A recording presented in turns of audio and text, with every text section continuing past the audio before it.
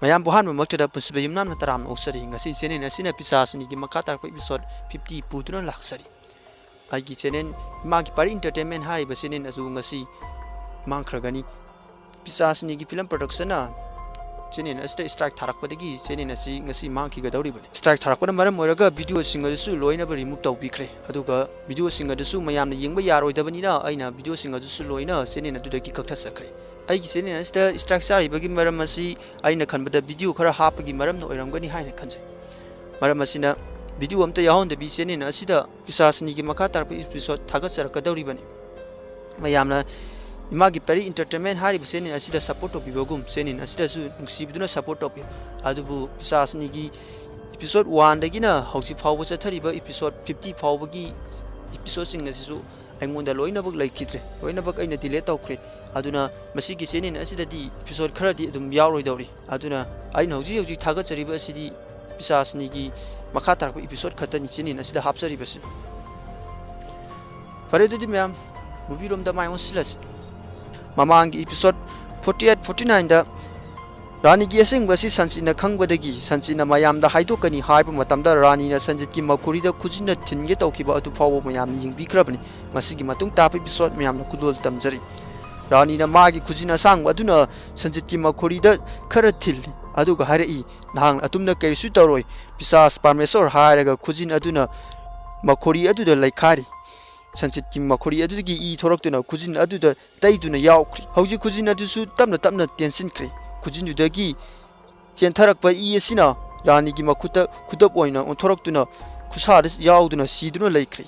somdana roki asi tumduna leiringai mamangda pisasing na mabu singsinaba tawkiba adu uri masadu sukhara lengli matam aduda pabitra laktuna roki sikari dawraba zatno haina solam somdana rani na khujop asida yenglaga harai mase khudop nati aigi remote control ni kudob asina aigi kuta yauduna lerime kai nahak aigi kudom bina umduna leigadawri bani natrane sanchit hairam sanjisu mang adu nomduna hoi hairam rani na noktuna maram yamna mokle aduna maramokpa angang amagumna haujik tumlo hairaga kudob yawba kubi aduna sanchit thinbada kudob asi mangal amasu ngalakli sanchit su tumnaba tawrami sanchina tumdaba asida rani na tumba yadrabra adu weragadi naksum isai saktuna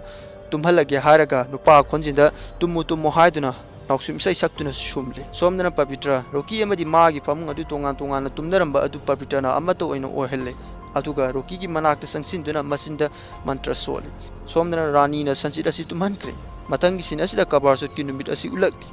somna amadi babli sana bagi damak sem sari aduga somnana rani bu kauna babli da hairam Bablina pavitra busu kobiraki mahakisu ahan bakrabasot oigadawri bani haram somnasu yaraduna rani hana kauruna bahairami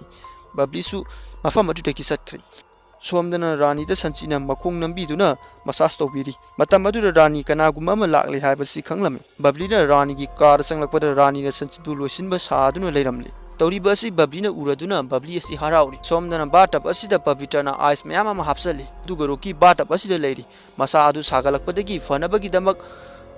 pavitra na ice hapli bani pavitra na masi natana karisu pai leite hari rokina pavitra na nungai kiroi khanduna maha karisu tawdi hari pavitra na nang aibu pakakini nungai kiroi khanduna hari bado ai loin bakhangi na karisu tawroi bidyana su supernatural writer na sakasu wari sanari bani aisu nanugi like tagi upai thiri bani ha karisu tawroi matam pummada hanuman jina koi gi mating pangduna laki handak su soidana hanuman jina mating pangbigani hairami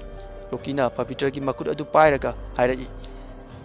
nang hari bado ahak thajai adu bukariguma mating panglaktrabasu hingningai matam khara asida ha ka harau momo nokna hingjaba asina ahak sirabasu yare haige tawbaga pavitra na wa adu haidana bagi roki gi masinda makut aduna mele adu hari angang masa amana haige da wa adu nahak na ngang wada paksa di hari aduga makoi ani kamdawna luhumki bagi haibaki wari su sanari aduga rokin hari aising asi loina mahi langtokre pavitra na rokida nangi damakta ais wa halloi hairaga smahak su sakri somdana rani na bablida sanchit asi ngasi karba cho tawre habagi bablina sanchit butagali aduga nakoi ani nataina naw oi base paknai aduna laklo hairami bablina chatkipaga sanchit na rani da aisu ngasi sara hengadawri brahangli rani na hari nangsu ngasi sara hengadawri bani nangna sara helaga hak yamna kuin hingma ngamgadawri bani harami somnana Pavitra asi ice proktuna batap aduda hapli matam aduda thong thilakpadagi Pavitrana aibu kawwa lakli nangi asiguma fibam asda natanda hundoktuna chatpasu pamde aina sakarga na kudungtiba taramlagadi hain hari Rokina aigidamakta karisu khalunu ice asi haplam labanina nahak satkro saksaruro loibaga satlaklo hari aduga yamna phaba amana mayamna aikoida sauribanina mafam asida kanasu lakloi aduga kanagumna ai hanglaklebasu ai tumhauri hayu ai mafam asida nakpu ngairamgi hari Pavitrana tuna lak ke haramlaga sakri aduga thong adu hangdoklubada rani oiduna leiramne rani na baru maya aduda ai staba uraga Roki laihoga hobra masada kari toba yaurabagi hain hangli Pavitrana kaisu tawde mahak tumni hari phamung asida Roki tumba manabagi sem saduna su thamli rani na aduga karigi ice asina hairaga barum maya adu lakli Pavitrana barumgi thong maya adu leplaga pisas ki lefamadu nahakpu takpi tambiraktabra migi farsonen barum amada changba yati rani nahari nahangna ingonda oidaba kaya ama hairabasu ngasi numidang phawba asida nahangna Roki bu kannaba honaragasu hapu kanba ngambri yeng hari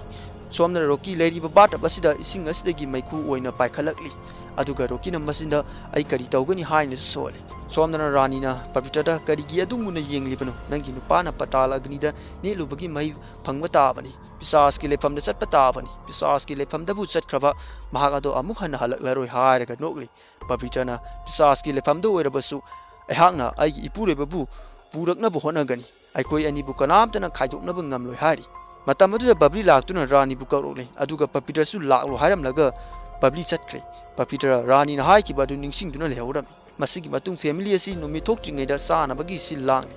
numi thokrabati saba yaroi tobani adubu Pavitra rokde tokiba kaya aru ningsinglaga wakalda Vidyana karade laikhrabajano haina khalam sekhasu dining table aduda lakpada bablina nangsu karbaso tawgadori bara hanglami somnana masa seka da harai karbaso ase luhunglebi singna mapure babu tekta kaidana punsi nungsang hingnabagi damakta tawbani nangsu karbaso tawdori bara hain hangi sekana hoi aisu sarai hengadori bani haram somnana bablida amitana karade laikhribagi leiba uti hain hangi bablina aidi kautholu redana amita hoidi lei thiba chatkre aina rani kawba chapada amita ri chak sakre haram matamaduda Vidyasu laktuna Pavitra gi maya da phamlam bablina masada naksu na se sekha dauna sara hengadori bara haram Vidyana nati aidi tumduna leiringai sana bagi manam sita mafam sida lakli bani haram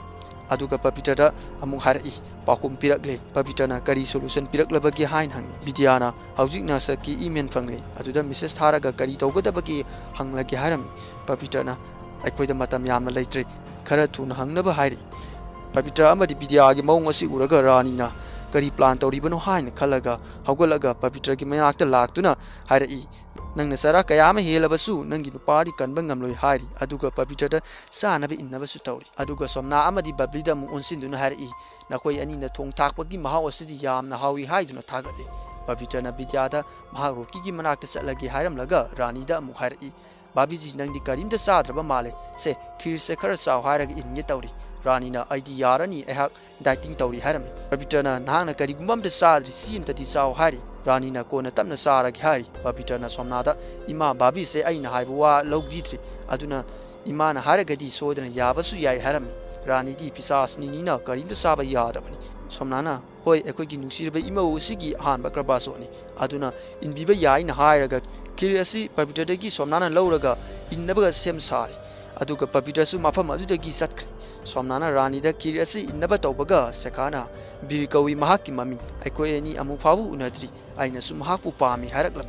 asumna sekana magi boyfriend gi maramda harakpada somnana pairamba kir hapa patra asi table adu thamlam rani na kirasi sanchita sana bagi piram sanchisu sarami sekana hari aina pamadi birga nakoiga unabasini ngasi asi mahak yum asda laklani hari somnana nang hana dagi haidriba karigino ma kari thabaka tawbagi hain hang sekana bir asi history gi professor ni Bareilly gi college ta tamlami ma ase Gandhi matogumna ingna singne leiba pama misak amani haram adubu sin amada birina mioi kara fajin thambagi maungsu sekana magi maramda haiba sida ulaklam somnana hoi maga soidan unagani hari bablina karigi asigi wase hana dagi haidribano masak mato kamaina tawbagi hayu hain hangli sekana sasi aingonda loina hanglaga loina ba khangdolage hari baro mahaksu laknani aduga kari tawbagi karaide lebagi habdo loina hanglo hairami somnana onthorokpada sanchina saadun leirambadu ubada sanchita hairi nangdi yamna lamdun leiramlabo oire loina sa thokre ꯑꯗꯨꯒ ꯔꯥꯅꯤ ꯅꯪꯗꯤ ꯍꯥꯏꯕꯒ ꯔꯥꯅꯤꯅ ꯆꯥꯖꯁꯅꯨ ꯃꯍꯥꯛꯅ ꯑꯩꯒꯤꯗꯃꯛꯇ ꯑꯍꯥꯟꯕ ꯑꯣꯏꯅ ꯀꯔꯕꯥꯆꯧ ꯇꯧꯔꯤꯕꯅꯤ ꯑꯗꯨꯅ ꯆꯥꯅꯤꯡꯕ ꯆꯥꯖꯁꯅꯨ ꯑꯩꯈꯣꯏꯅ ꯆꯔꯥ ꯍꯦꯜꯂꯤꯕ ꯑꯁꯤꯅ ꯑꯩꯈꯣꯏꯒꯤ ꯏꯄꯨꯔꯣꯏꯕꯕꯨ ꯐꯖꯅ ꯄꯨꯟꯁꯤ ꯅꯨꯡꯁꯥꯡꯅ ꯇꯦꯛꯇ ꯀꯥꯏꯗꯅ ꯂꯩꯅꯕ ꯍꯦꯜꯂꯤꯕ ꯅꯠꯇ꯭ꯔꯥ ꯑꯗꯨ ꯐꯥꯎꯕ ꯊꯨꯡꯕꯁꯨ ꯉꯝꯗ꯭ꯔꯤꯕꯅꯤ ꯑꯗꯨꯒ ꯅꯨꯄꯤ ꯈꯨꯗꯤꯡꯃꯛ ꯑꯩꯒꯨꯝꯅ ꯂꯥꯏꯕꯛ ꯐꯕꯁꯨ ꯑꯣꯏꯗꯦ ꯍꯥꯏꯔꯝꯃꯤ ꯔꯥꯅꯤꯅ ꯑꯐꯕ ꯁꯥꯗꯨꯅ ꯍꯥꯏꯔꯤꯕ ꯑꯁꯤ ꯄꯕꯤꯇ꯭ꯔꯅ ꯃꯊꯛꯇꯒꯤ ꯇꯥꯔꯗꯨꯅ ꯌꯦꯡꯂꯛꯂꯝꯃꯤ ꯔꯥꯅꯤꯅ ꯄꯕꯤꯇ꯭ꯔꯗ ꯌꯦꯡꯂꯒ ꯔꯣꯀꯤꯗꯤ ꯉꯁꯤ ꯄꯤꯁꯥꯁꯀꯤ ꯂꯩꯐꯝꯗ ꯆꯠꯈ꯭ꯔꯒꯅꯤ ꯄꯕꯤꯇ꯭ꯔ ꯀꯃꯥꯏꯅ ꯀꯔꯕꯥꯆꯧ ꯇꯧꯕꯒꯦ ꯌꯦꯡꯕ ꯇꯥꯔꯦ ꯍꯥꯏꯅ ꯈꯜꯂꯝꯃꯤ ꯃꯌꯥꯝ ꯉꯁꯤꯒꯤꯗꯤ ꯃꯨꯚꯤ ꯑꯁꯤ ꯃꯇꯥꯡ ꯑꯁꯤꯗ ꯂꯣꯏꯁꯤꯟꯖꯔꯒꯦ ꯑꯩꯅ ꯃꯨꯚꯤ ꯑꯁꯤ ꯄꯥꯊꯣꯛ ꯃꯇꯝꯗ ꯁꯣꯏꯈꯤ ꯂꯥꯟꯈꯤꯕ ꯑꯃꯗꯤ ꯁꯤꯗ ꯅꯥꯟꯗꯧꯕ ꯌꯥꯎꯔꯕꯁꯨ ꯃꯌꯥꯝꯅ ꯉꯥꯛꯄꯤꯌꯨ ꯃꯌꯥꯝꯅ ꯃꯨꯚꯤ ꯑꯁꯤ ꯇꯦꯜꯂꯦ ꯍꯥꯏꯅ ꯃꯌꯥꯝꯅ ꯋꯥꯔꯧꯕꯤꯅꯤ ꯃꯨꯚꯤ ꯑꯁꯤ ꯁꯥꯡꯅ ꯍꯥꯞꯄꯁꯨ ꯉꯝꯖꯔꯣꯏꯗꯣꯏꯔ ꯃꯔꯝꯗꯤ ꯚꯤꯗꯤꯑꯣ ꯑꯁꯤ ꯑꯃꯨꯛ ꯍꯟꯅ ꯁ꯭ꯇ꯭ꯔꯥꯏꯛ ꯊꯥꯔꯛꯀꯗ꯭ꯔꯥ ꯊꯥꯔꯛꯑꯣꯏꯗ꯭ꯔꯥ ꯍꯥꯏꯕꯁꯨ ꯈꯪꯕ ꯉꯝꯗꯦ ꯑꯗꯨꯅ ꯃꯌꯥꯝꯗ ꯁꯥꯎꯕꯤꯗꯅꯕ ꯍꯥꯏꯖꯔꯤ ꯑꯗꯨꯅ ꯚꯤꯗꯤꯑꯣ ꯑꯁꯤ ꯑꯩꯅ ꯌꯥꯝꯅ ꯁꯥꯡꯅ ꯍꯥꯞꯆꯗꯕꯅꯤ ꯐꯔꯦ ꯑꯗꯨꯗꯤ ꯃꯌꯥꯝ ꯃꯊꯪꯒꯤ ꯑꯦꯄꯤꯁꯣꯗꯇ ꯑꯃꯨꯛ ꯊꯦꯡꯅꯔꯁꯤ ꯉꯁꯤꯒꯤꯗꯤ ꯕꯥꯏ ꯕꯥꯏ